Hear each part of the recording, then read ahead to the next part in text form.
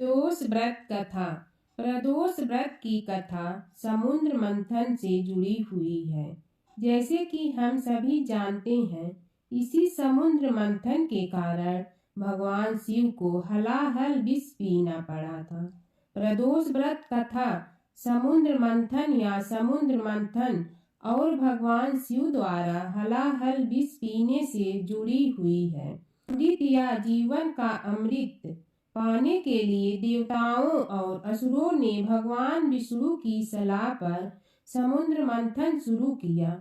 समुद्र मंथन से भयानक हलाहल विष उत्पन्न हुआ, जो ब्रह्मांड को निगलने की क्षमता रखता था।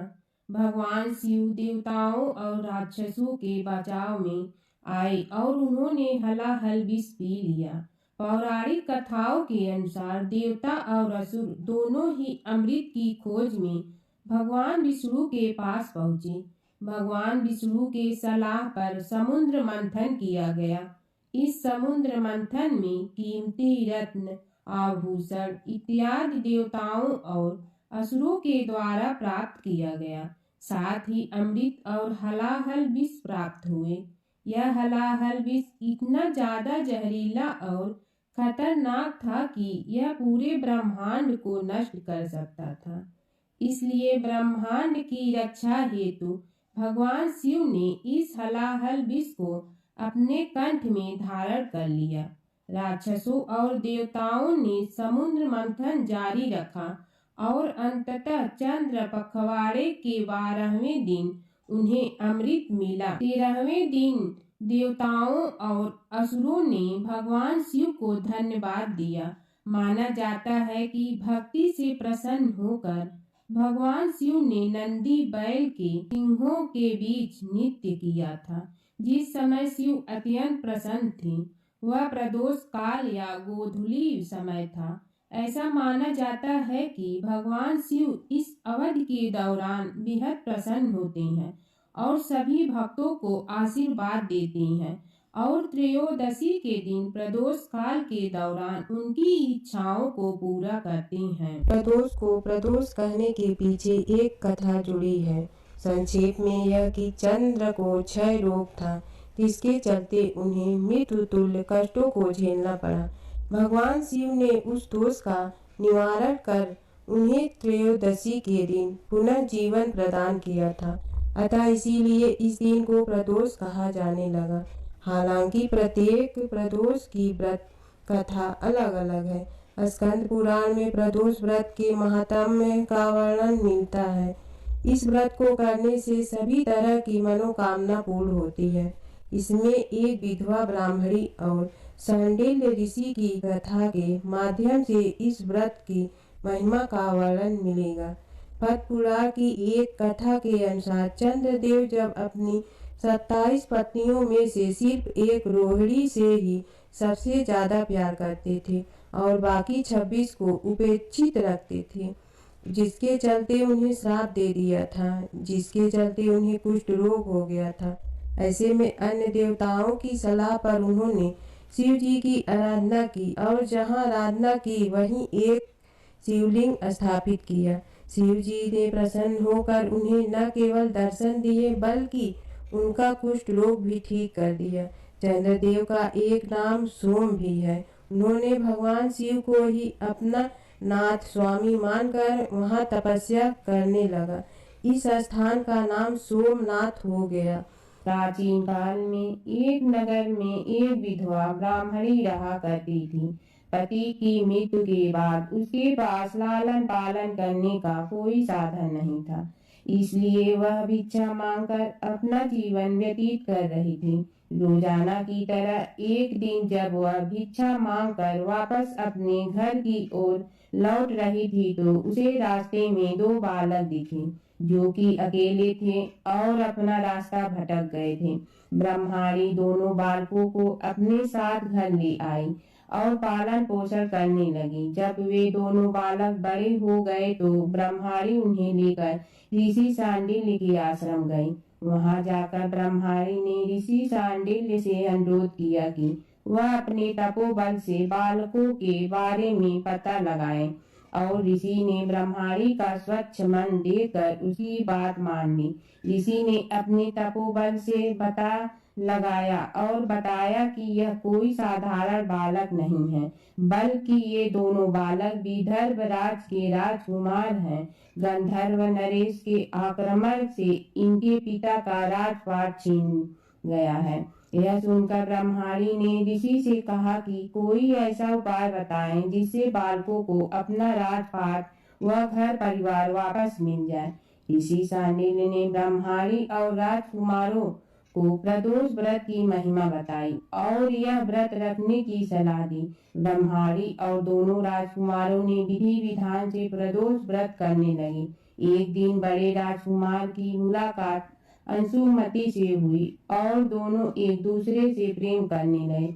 इसके बाद ब्रह्माणी ने अंशुमति के पिता से विवाह की बात की तो वह मान गए और दोनों का विवाह हो गया। अंशुमति भी एक राजा की पुत्री थी और उसके पिता के सहयोग से दोनों राजकुमार ने गंधर्व पर हमला किया और उनकी जीत हुई, जिसके बाद दोनों राजकुमारों को अपना सिंहासन वापस मिल गया और गरीब ब्राह्मण को भी एक खास स्थान दिया गया, जिससे उनके सारे दुख खत्म हो गए। राजपाट वापस मिलने का कारण प्रदोष व्रत था, जिसे उन्हें संपत्ति मिली और जीवन में खुशहाली आई। मासिक शिवरात्रि व्रत कथा। एक बार पार्वती ने भगवान शिव शंकर से पूछा, ऐसा कौन सा श्रेष्ठ तथा सरल व्रत पूजन है जिससे मृत्यु लोक के प्राणी आपकी कृपा सहज ही प्राप्त कर लेते हैं। उत्तर में शिव जी ने पार्वती को शिवरात्रि के व्रत का विधान बताकर यह कथा सुनाई। एक गांव में एक शिकारी रहता था। पशुओं की हत्या करके वह अपने कुटुंब को पालता था। वह एक साहूकार का ऋणी था, लेकिन उसका ऋण समय पर न चुका सका। क्रोधवश साहूकार ने शिकारी को शिव मठ में बंदी बना लिया। संयोग से उस दिन शिवरात्रि थी। शिकारी ध्यान मग्न होकर शिव संबंधी धार्मिक बातें सुनता रहा। चतुर्दशी को उसने शिवरात्रि की कथा भी सुनी। संध्या होते ही साहूकार ने उसे अपने पास बुलाया और ऋण चुकाने के विषय में बात की। शिकारी अगले दिन सारा ऋण लौटा देने का वचन देकर बंधन से छूट गया। अपनी दिनचर्या की भांति वह जंगल में शिकार के लिए निकला, लेकिन दिन भर बंदी गृह में रहने के कारण भूख प्यास से व्याकुल था। शिकार करने के लिए वह एक तालाब के किनारे बेल वृक्ष पर पड़ाव बनाने लगा। बेल वृक्ष के नीचे शिवलिंग था, जो बेल पत्रों से ढका हुआ था। शिकारी को उसका पता न चला। पड़ाव बनाते समय उसने जो टहनियां तोड़ी वे संयोग से शिवलिंग पर गिरी। इस प्रकार दिन भर भूखे प्यासे शिकारी का व्रत भी हो गया और शिवलिंग पर बेल पत्र भी चढ़ गए। एक पहर रात्रि बीत जाने पर एक गर्भिणी मृग तालाब पर पानी पीने पहुंची। शिकारी ने धनुष पर तीर चढ़ाकर ज्यों ही प्रत्यंचा खींची, मृगी बोली, मैं गर्भिणी हूँ, शीघ्र ही प्रसव करूंगी। तुम एक साथ दो जीवों की हत्या करोगे, जो ठीक नहीं है। मैं अपने बच्चे को जन्म देकर शीघ्र ही तुम्हारे सामने प्रस्तुत हो जाऊंगी, तब तुम मुझे मार लेना। शिकारी ने प्रत्यंचा ढीली कर दी और मृगी झाड़ियों में लुप्त हो गई। कुछ ही देर बाद एक और मृगी उधर से निकली। शिकारी की प्रसन्नता का ठिकाना न रहा। समीप आने पर उसने धनुष पर बाण चढ़ाया। तब उसे देख मृगी ने विनम्रता पूर्वक निवेदन किया, हे पार्थी, मैं थोड़ी देर पहले ही ऋतु से निवृत्त हुई हूँ, कामातुर विरहिणी हूँ, अपने प्रिय की खोज में भटक रही हूँ। मैं अपने पति से मिलकर शीघ्र ही तुम्हारे पास आ जाऊंगी। शिकारी ने उसे भी जाने दिया। 2 बार शिकार को खोकर उसका माथा ठनका। वह चिंता में पड़ गया। रात्रि का आखिरी पहर बीत रहा था। तभी एक अन्य मृगी अपने बच्चों के साथ उधर से निकली। शिकारी के लिए यह स्वर्णिम अवसर था। उसने धनुष पर तीर चढ़ाने में देर न लगाई। वह तीर छोड़ने ही वाला था कि मृगी बोली, हे पार्थिव, मैं इन बच्चों को पिता के हवाले कर के लौट जाऊंगी। इस समय मुझे मत मार। शिकारी हंसा और बोला, सामने आए शिकार को छोड़ दूं मैं ऐसा मूर्ख नहीं। इससे पहले मैं 2 बार अपना शिकार खो चुका हूँ। मेरे बच्चे भूख प्यास से तड़प रहे होंगे। उत्तर में मृगी ने फिर कहा, जैसे तुम्हें अपने बच्चों की ममता सता रही है, ठीक वैसे ही मुझे भी। इसलिए सिर्फ बच्चों के नाम पर मैं थोड़ी देर के लिए जीवन दान मांग रही हूँ। हे पार्थिव, मेरा विश्वास कर, मैं इन्हें इनके पिता के पास छोड़कर तुरंत लौटने की प्रतिज्ञा करती हूँ। मृगी का दिन स्वर सुनकर शिकारी को उस पर दया आ गई। उसने उस मृगी को भी जाने दिया। शिकार के अभाव में बेल वृक्ष पर बैठा शिकारी बेल पत्र तोड़ तोड़ कर नीचे फेंकता जा रहा था। एक हष्ट पुष्ट मृग उसी रास्ते पर आया। शिकारी ने सोच लिया कि इसका शिकार वह अवश्य करेगा। शिकारी की तनी प्रत्यंचा देखकर मृग विनीत स्वर में बोला, हे पार्थिव भाई, यदि तुमने मुझसे पूर्व आने वाली 3 मृगियों तथा छोटे छोटे बच्चों को मार डाला है तो मुझे भी मारने में विलंब न करो, ताकि उनके वियोग में मुझे एक क्षण भी दुख न सहना पड़े। मैं उन मृगियों का पति हूँ। यह तुमने उन्हें जीवन दान दिया है तो मुझे भी कुछ क्षण जीवन दान देने की कृपा करो। मैं उनसे मिलकर तुम्हारे सामने उपस्थित हो जाऊंगा। मृग की बात सुनते ही शिकारी के सामने पूरी रात का घटना चक्र घूम गया। उसने सारी कथा मृग को सुना दी। तब मृग ने कहा, मेरी तीनों पत्नियों जिस प्रकार प्रतिज्ञाबद्ध होकर गई हैं, मेरी मृत्यु से अपने धर्म का पालन नहीं कर पाएंगी। अतः जैसे तुमने उन्हें विश्वास पात्र मानकर छोड़ा है, वैसे ही मुझे भी जाने दो। मैं उन सब के साथ तुम्हारे सामने शीघ्र ही उपस्थित होता हूँ। उपवास, रात जागरण तथा शिवलिंग पर बेल पत्र चढ़ाने से शिकारी का हिंसक हृदय निर्मल हो गया था। उसमें भगवत शक्ति का वास हो गया था। धनुष तथा बाण उसके हाथ से सहज ही छूट गए। भगवान शिव की अनुकंपा से उसका हिंसक हृदय कारुणिक भाव से भर गया। वह अपने अतीत के कर्मों को याद करके पश्चाताप की ज्वाला में जलने लगा। थोड़ी ही देर बाद मृग सपरिवार शिकारी के समक्ष उपस्थित हो गया, ताकि वह उसका शिकार कर सके। किंतु जंगली पशुओं की ऐसी सत्यता, सात्विकता एवं सामूहिक प्रेम भावना देखकर शिकारी को बड़ी ग्लानि हुई। उसके नेत्रों आंसू झलकने लगा। उस मृग परिवार को न मारकर शिकारी ने अपने कठोर हृदय को जीव हिंसक से हटा सदा के लिए कोमल एवं दयालु बना लिया। देवलोक से समस्त देव समाज भी इस घटना को देख रहा था। घटना की होते ही देवी देवताओं ने पुष्प वर्षा की। तब शिकारी तथा मृग परिवार मोक्ष को प्राप्त हुए।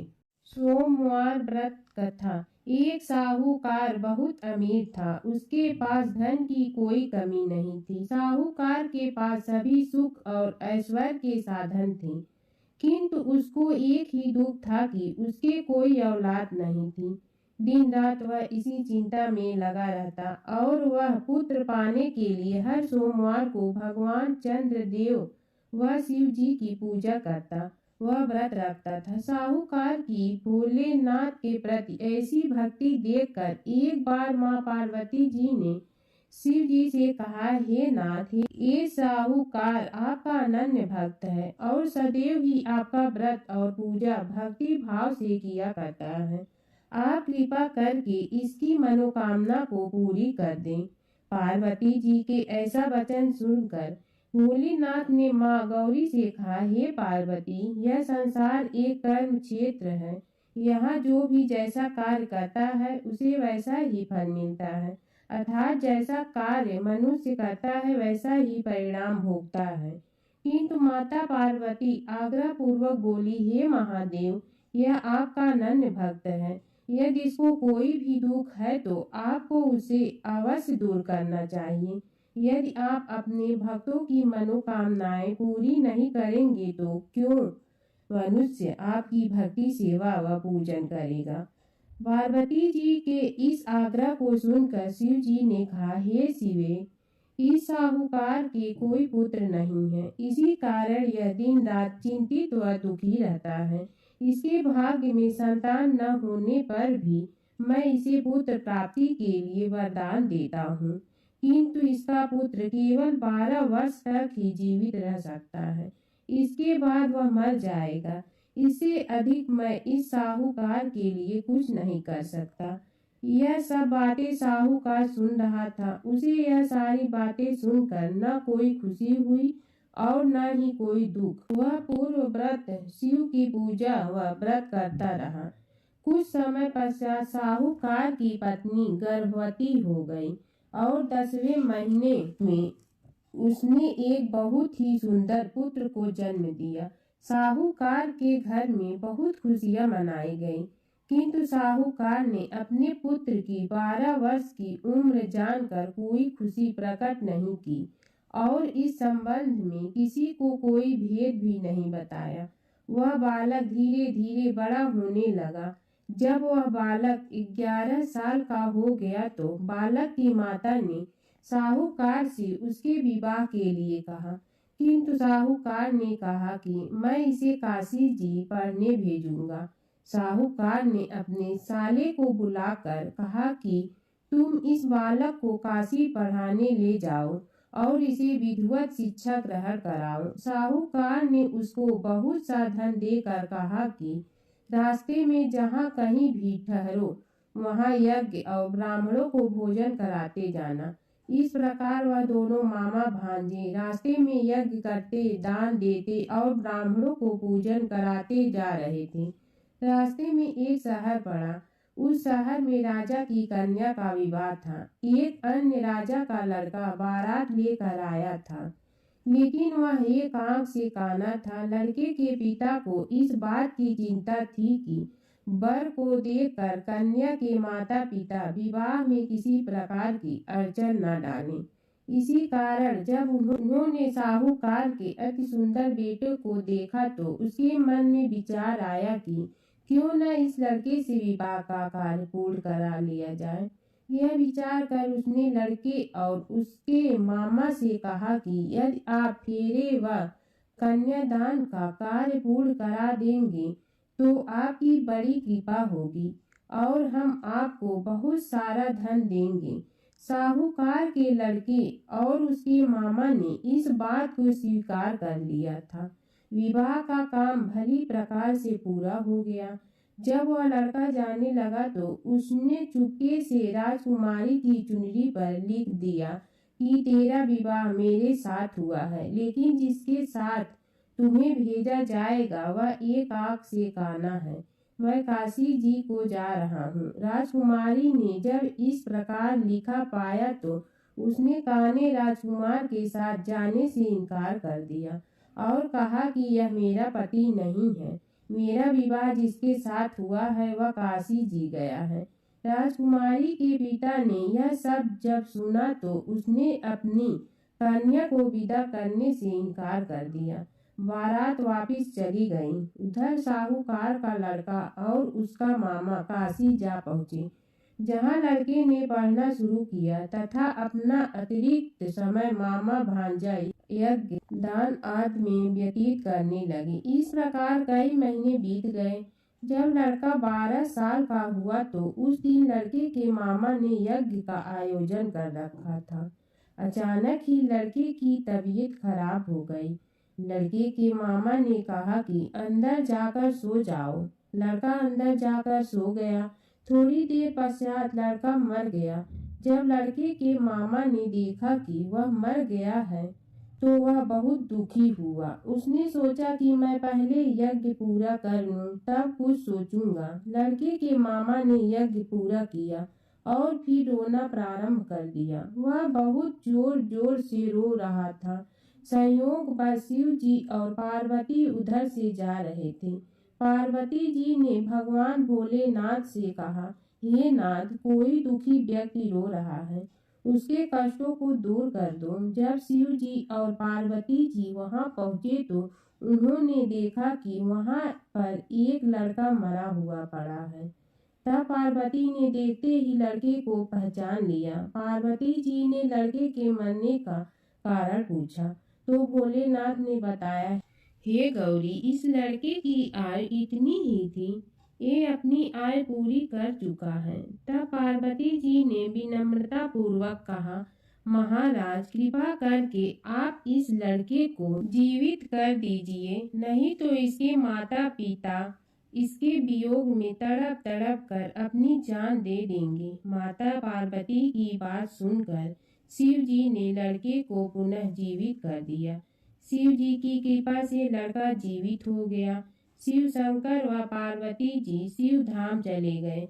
शिक्षा पूरी होने पर लड़का और उसका मामा पहले की तरह यज्ञ करते, ब्राह्मणों को भोजन तथा दक्षिणा देते हुए अपने घर की ओर चल दिए। रास्ते में दोनों उसी शहर में आए जहां पर उस लड़के की शादी हुई थी। वहां पहुंचकर दोनों ने यज्ञ करना शुरू कर दिया। जब वे दोनों यज्ञ कर रहे थे तो उसके लड़के के ससुर यानी वहां के राजा ने, जो उधर से घोड़े पर बैठकर अपने सेवकों के साथ जा रहा था, उसने लड़के को पहचान लिया। राजा ने महल में ले जाकर दोनों की खूब सेवा की। कुछ समय राजा के महल में रहने के बाद लड़के ने राजा से जाने की आज्ञा ली। राजा ने अपनी लड़की को लड़के के साथ विदा किया और साथ में बहुत सा धन एवं दास दासियों को भी भेजा। जब वे अपने शहर में आए तो लड़के के मामा ने कहा, पहले मैं तुम्हारे माता पिता को तुम्हारे आने की खबर सुना आता हूँ, तब तक तुम पत्नी सहित यहाँ आराम करो। ऐसा कहकर लड़के का मामा साहूकार को अपने पुत्र के आने की खबर देने चला गया।